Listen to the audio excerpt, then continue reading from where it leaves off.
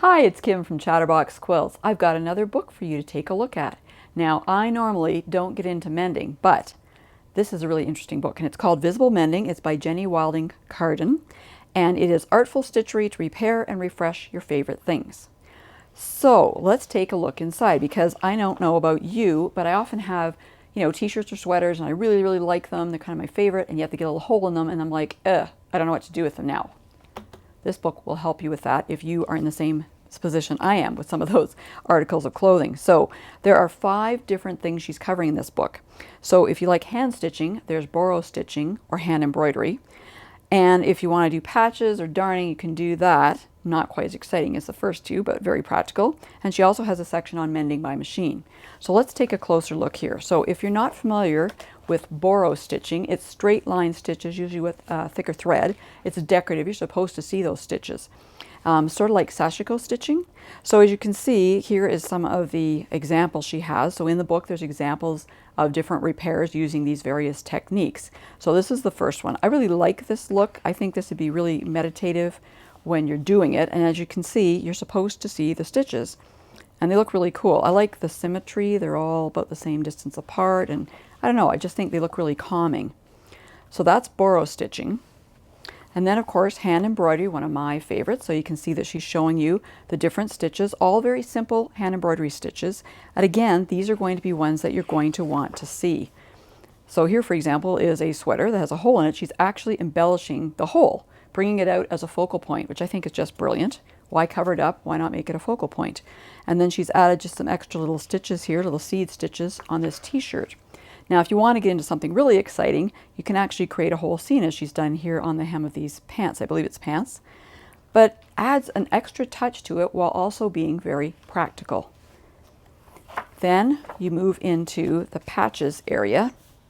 Okay, so again, you want to see them, and you can see some of the things she's done with them. So on the jeans here, we've added these ones here. Even with the rough edges, it gives that extra dimension and texture to the jeans.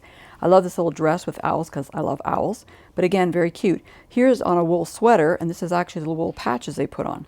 So there's a little bit of, there's the patches, but there's a little bit of hand embroidery on top as well. So you can combine these techniques sometimes too. And here we go, as quilters, we all, don't we, love hexagons?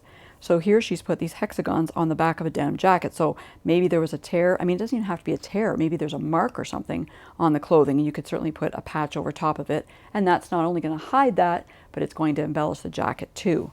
So that's the section on patches.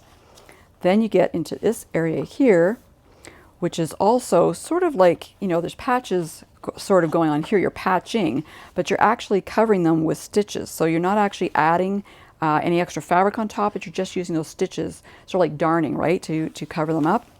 So that's what you see in this section is darning. Okay, and then the last one is where you're actually mending by machine. So this is probably going to be your quickest way of doing things. But again, she's showing you examples where you can actually see the patches. So nothing meant to be hidden here, which is good. You can be a little creative, have a little bit of fun. So you can see on the shirt here, you've got these old triangles. So that's really cute. And again, those raw edges, they just add a little bit of texture when you wash them and they get all frayed on the edges. So the thing I liked about this book is, first off, I thought the ideas for mending were really creative. I also like the fact that in each section she goes over how to do it. She has good information on the type of floss or thread she's going to be using, things to be aware of as you're doing these various techniques. So it's really quite complete and I think really helpful. And you know what? I have a top that I have been trying to figure out what to do because it has a couple little holes on the bottom of it and I really, really like it. And when I bought it, I didn't know it had these little holes. It came from a secondhand store. And so I've been going, oh, I really need to do something with it. Well, now that I've got Visible Mending, I know I'm going to be able to pick out a technique from here and get that top all fixed up so I can start enjoying it. So if you're looking to do a little bit of mending and want to have some creative ideas on how to do that, I would suggest you pick up Visible Mending by Jenny Wilding Carden. If you like this video, please feel free to share it with your quilting friends. And remember to subscribe and hit that bell below so that you'll be notified the next time I post a new video.